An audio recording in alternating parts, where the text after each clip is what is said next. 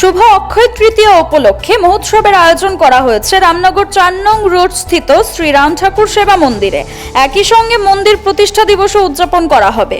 বৃহস্পতিবার দুপুরে উৎসবের শুভ সূচনা করেন আগরতলা পুর নিগমের মেয়র দীপক মজুমদার। ছিলেন আশ্রমের অন্যান্য কর্মকর্তা ও শ্রী রাম ঠাকুরের ভাবানুরাগীরা। শুক্রবার সারাদিন ব্যাপী চলবে বিশেষ পূজা পাঠ ও নাম কীর্তন।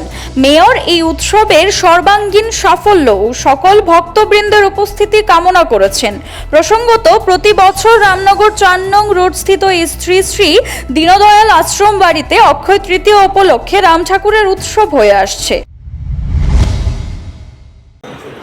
অক্ষয় তৃতীয়াকে সামনে রেখে এবং আমাদের রামনগর শ্রী শ্রী রাম ঠাকুর সেবা মন্দিরের 27তম প্রতিষ্ঠা দিবস উপলক্ষে এবং পরম গুরু শ্রী শ্রী রামচন্দ্র দেবের 76তম তিরোভাব দিবসকে সামনে রেখে আজকে থেকে আনুষ্ঠানিকভাবে মাঙ্গলিক অনুষ্ঠানের মাধ্যমে আমাদের এই অনুষ্ঠান শুরু হয়েছে।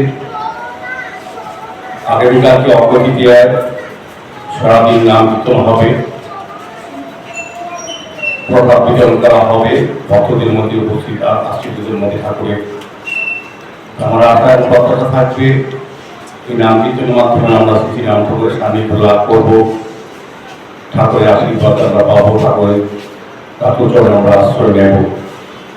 আমি আজকে এটা সূচনা ঘোষণা করলাম।